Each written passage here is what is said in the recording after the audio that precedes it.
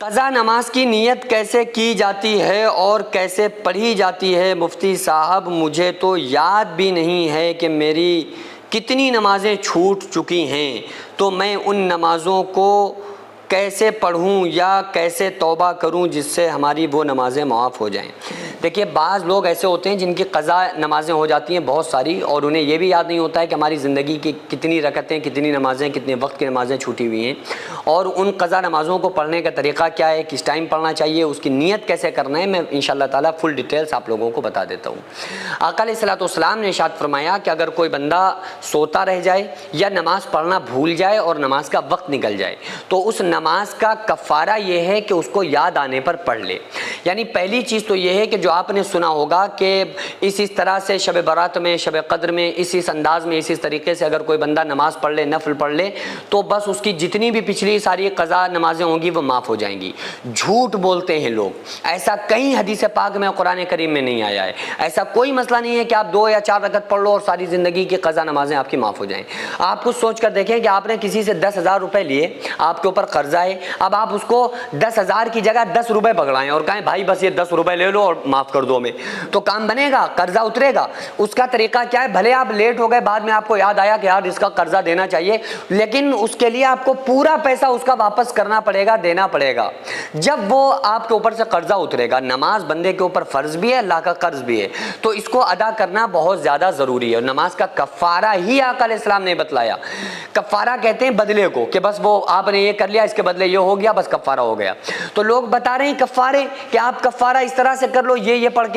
پڑھ لو اور آپ کی نمازوں کا کفارہ ادا ہو جائے گا۔ جبکہ آقا علیہ الصلوۃ والسلام نے فرمایا کہ اگر نماز بندہ پڑھنا بھول جائے، وقت نکل جائے، یاد ہی نہیں تھا اس کو، ٹائم نکل گیا،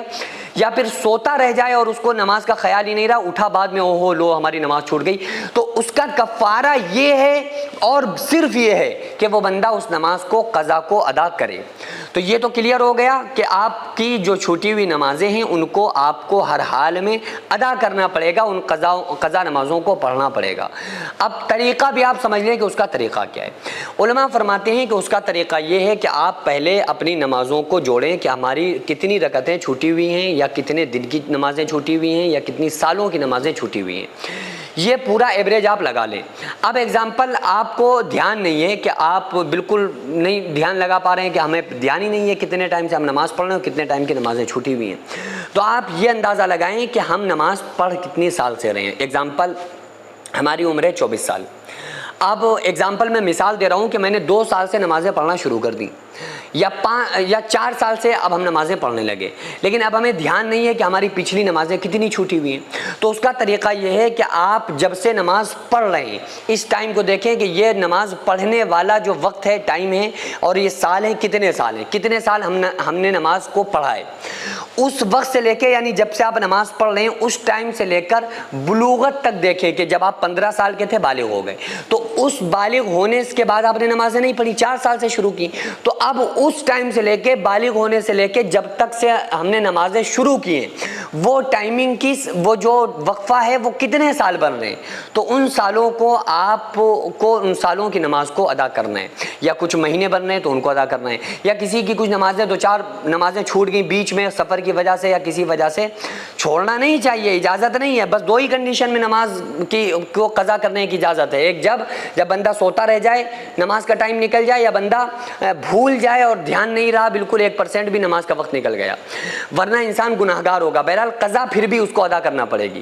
تو اس کا طریقہ یہ ہے کہ آپ ایوریج لگا لیں، یا جو نمازیں چھوٹی ہوئی ہیں، یا چند نمازیں چھوٹی ہوئی ہیں، یا سالوں کی چھوٹی ہیں، یا مہینوں کی چھوٹی ہیں، ایوریج لگا لیں، اور پھر اتنی ہی نمازوں کو آپ پڑھیں۔ اب آپ ان نمازوں کو کسی بھی وقت پڑھ سکتے ہیں۔ مکروہ جو 3 اوقات ہیں نا، سورج نکلتے ٹائم، سورج بالکل سر پہ ہو، سورج بالکل ڈوبتے ٹائم، ان 3 اوقات مکروہ ہیں، مکروہ اوقات ہیں، بچ لیں، پرہیز کر لیں، باقی اس کے علاوہ کسی بھی وقت آپ نمازوں کو پڑھ سکتے ہیں۔ اب ان کا طریقہ کیا ہے؟ آپ نے فجر میں نیت باندھی، اب آپ فجر کی فرض نماز پڑھنے سے پہلے کتنی بھی قضا نمازیں پڑھ سکتے ہیں۔ آپ 10 بجے پڑھ سکتے ہیں، 9 بجے پڑھ سکتے ہیں، ظہر سے پہلے پڑھ سکتے ہیں، ظہر کے بعد پڑھ سکتے ہیں، عصر سے پہلے پڑھ سکتے ہیں، عصر کے بعد پڑھ سکتے ہیں، مغرب بعد پڑھ سکتے ہیں، عشاء سے پہلے عشاء کے بعد پڑھ سکتے ہیں۔ آپ جو نمازیں پڑھنا چاہ رہے ہیں نا، فجر کی پڑھنا چاہ رہے ہیں اس کی قضا پڑھ لو، ظہر پڑھ لو۔ ایک دن میں چاہیں 10 دن کی نمازوں کی قضا بھی پڑھ سکتے ہیں، اور اگر آپ ایسے نہیں پڑھ پا رہے ہیں تو پھر بہتر طریقہ علماء نے یہ لکھا ہے کہ آپ یہ گمان کر لیں آپ کے کتنے سال کی نمازیں چھوٹی ہیں، اور آپ ہر نماز پڑھنے سے پہلے قضا کی نیت کر کے قضا نمازوں کو پڑھیں۔ تو اس سے کیا ہوگا کہ آپ نے فجر کی نماز پڑھنے سے پہلے 2 رکعت فرض قضا کی نیت سے پڑھ لیے، تو آپ کی 2 رکعت پچھلی نماز ہو گئی۔ پھر آپ نے ظہر میں ظہر پڑھنے سے پہلے بعد میں 4 رکعت ظہر پڑھ لی، تو آپ کی پچھلی ظہر کی ایک دن کی نماز ظہر کی قضا ادا ہو گئی۔ پھر عصر پڑھ لیں، مغرب پڑھ لیں، عشاء پڑھ لیں۔ اس طرح سے اگر آپ روزانہ کی نمازوں میں فرض ادا کرتے رہیں تو 10 سال میں آپ کی 10 سال کی پچھلی چھوٹی ہوئی نمازوں کی قضا ہو جائے گی۔ لیکن اگر آپ کو صرف فرض پڑھنا ہے اور اس کے علاوہ سنتیں یا نفلیں آپ کو نہیں پڑھنا ہے، اور جو فجر کی سنتیں ہوتی ہیں یہ اگر آپ اسی دن پڑھ لیں فرض کی قضا، ایگزامپل آج ہماری فجر کی چھوٹ گئی، اب ہماری 8 بجے آنکھ کھلی، اب ہم چاشت کے وقت سے پہلے یعنی 10-11 بجے سے پہلے اگر ہم فجر کی نماز کی قضا کو ادا کر رہے ہیں تو سنتیں بھی پڑھیں گے، لیکن صرف اسی دن کی، پچھلے دن کی نہیں پڑھ سکتے۔ اسی دن اگر ہم پڑھ رہے ہیں تو سنتیں بھی پڑھیں گے، اور اگر چاشت کا وقت نکل گیا تو اس کے بعد صرف آپ کو فرض پڑھنا ہے، پھر فجر کی سنتوں کو نہیں پڑھنا ہے۔ سینکڑوں ایسے غریب پریوار جو فاقہ کر کے زندگی گزار رہے ہیں، اور بہت سے ایسے مجبور لوگ جو غربت کی وجہ سے بیماریوں سے جوجھ رہے ہیں اور ان کے پاس علاج کرانے کے لیے بھی پیسے نہیں ہیں، تو ان غریب فیملیز کو ہر مہینے ہماری سوسائٹی راشن دیتی ہے اور ان غریبوں کا فری میں علاج کراتی ہے۔ تو آپ لوگ ہمارے ساتھ مل کر ان بیوہ عورتوں اور یتیم بچوں کا سہارا ضرور بنیں، اور ان کے راشن اور دوا علاج کے لیے زیادہ سے زیادہ تعاون کریں، اور یہ ارادہ کریں کہ غریب کے بچوں کو انشاءاللہ بھوکا نہیں سونے دیں گے، اور ہر ہفتے ہر مہینے آپ لوگوں سے جو بھی ہو سکے